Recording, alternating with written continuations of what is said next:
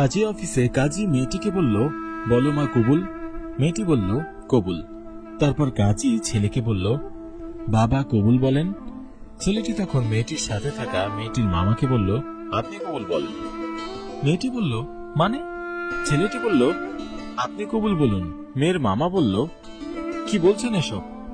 ছেলেটি মেয়েটিকে বলল, উনি কি তোমার মামা? মেয়েটি বলল, হ্যাঁ। তখন ছেলেটি বলল, উনাকে কবুল বলতে বলো। মেয়েটি বলল, তোমার কি হয়েছে বলো তো? তোমার আসলেই মাথাটা খারাপ হয়ে গেছে। ছেলেটি তখন বলল, হ্যাঁ, গতকাল আমি যখন আপনাকে আমার বাসায় দেখতে গিয়েছিলাম, তখন আপনাকে জিজ্ঞাসা করেছিলাম উনি তোমার কি হয়। আমার মামা। মামা ছাড়া তোমার কে আছে? মামা ছাড়া আমার পৃথিবীতে আর কেউই নেই। ছোটবেলায় রোড অ্যাক্সিডেন্টে বাবা মা দুজনেই মারা যায়। তারপর থেকে মামাই আমার দেখাশোনা করেন। তোমার তো একজন মামা আছেন, এই পৃথিবীতে তো তোমার আর কেউ নেই, বলতে পারো এতিম। তাই বিয়ের পর কিন্তু অনেক দায়িত্ব তোমার।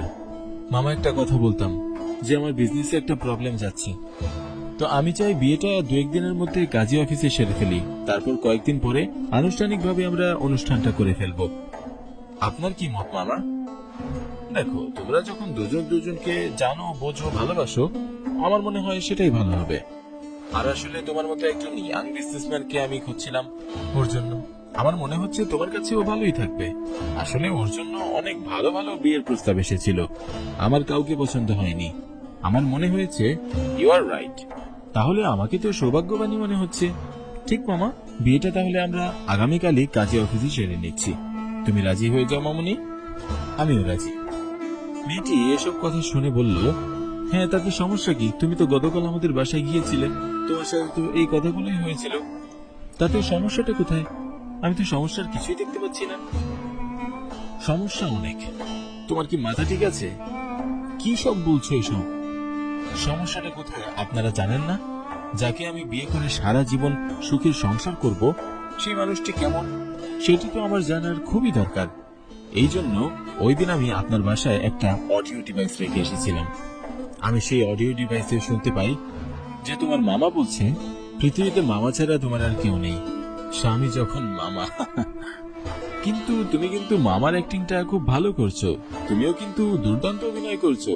শোনো, প্রথম কাজ হচ্ছে ওর কাছ থেকে ছলে বলে কৌশলে সকল সম্পত্তি লিখে নেওয়া।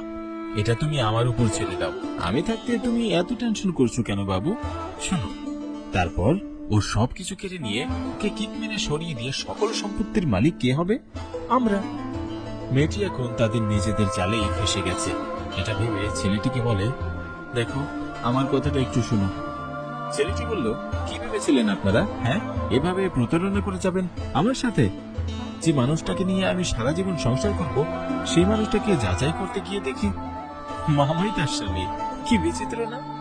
আপনাদের দুজনকে জেলের ভাত খাইয়ে ছাড়বো।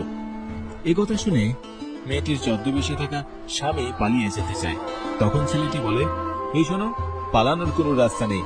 আমি গেটটা লক করে দিয়েছি, আর অলরেডি আমি থানায় কলও করেছি। মেয়েটি বলে, আমাদেরকে তুমি ক্ষমা করে দাও। মেয়ের স্বামীও বলে, এবারের মতো আমাদের ক্ষমা করে দিন। ছেলেটি বলে, কিসের ক্ষমা? আপনাদের মতো মানুষদেরকে কখনোই ক্ষমা করা যায় না।